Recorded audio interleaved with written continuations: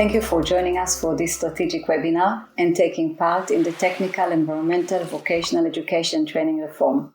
My name is Shelly Bengiat. I'm an Australian, Israeli, Colombian citizen, the founder and CEO of the Envirotech International Group. I respectfully acknowledge the traditional custodians of the land here present today and which will hear our engagement opportunities for their communities. I pay my respect to past, present, and emerging leaders of these communities.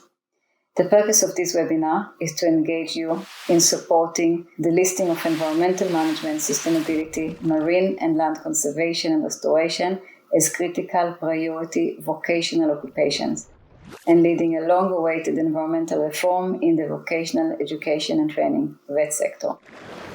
Australia can be the first country to lead an environmental vocational reform, internationally benchmarking its vocational education standards and diversifying education export partnership opportunities. I am now proudly talking to you from Abu Dhabi in the United Arab Emirates.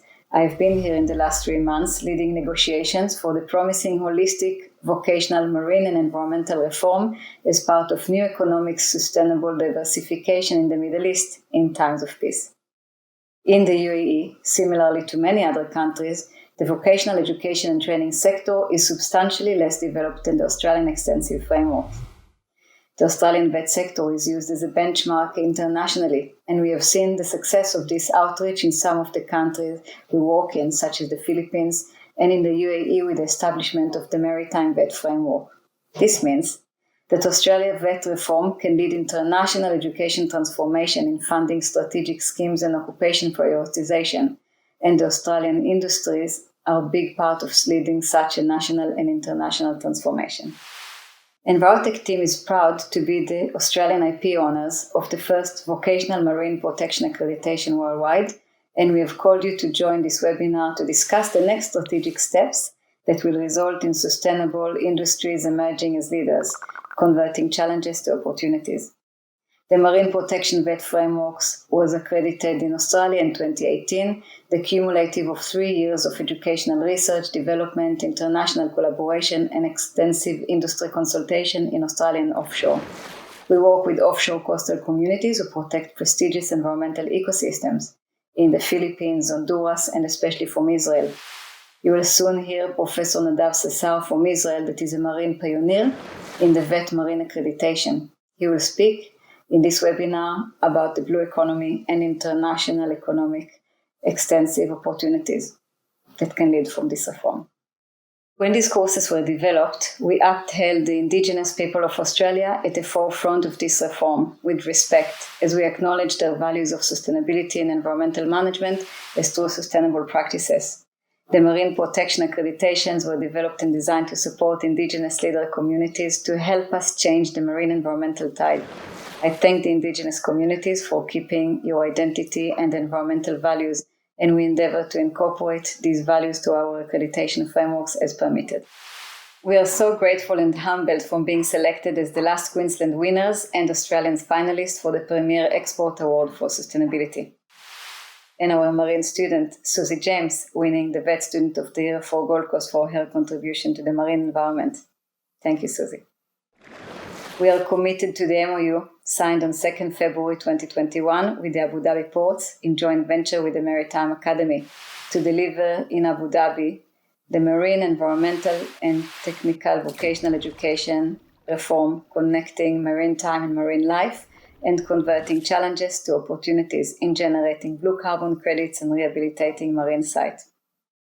We've designed this webinar to bring to you a strategic approach on how we can lead the national and international environmental VET reform and to demonstrate our commitment, vision, mission, and above all, passion to export the Australian education VET frameworks in environmental management, sustainability, marine habitat conservation, restoration, and producing innovation to Australia. We ended last year with a strategic submission to the Queensland Government to declare marine habitat conservation and restoration as critical priority occupations, and by doing so, declaring similar funded opportunities of apprenticeships and traineeships for marine protection as exist for other trades, learning by doing. Having ended last year with a submission to the Queensland Government, prepare us to continue with the same submissions to each of the Australian states to submit that marine protection, land environmental management, and sustainability are vocational critical priority occupations.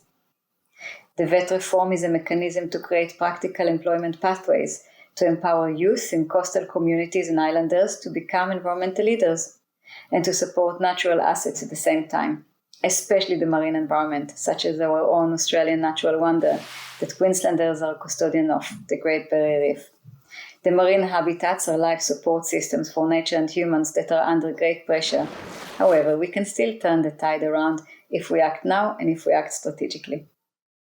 As Australians, we can lead these environmental VET reforms by industries, high schools, and united communities supporting that reform, providing letters of support, which we will request at the end of this webinar, and we will distribute by email the relevant templates.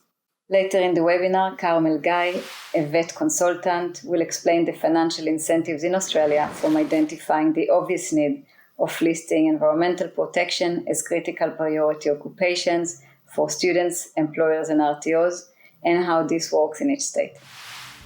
Let us start this strategic leadership by being the change we want to see in the world, and by taking responsibility to the environmental warnings we have entered with this second decade of the second millennium, with droughts, fires, floods, bleaching events, and COVID-19.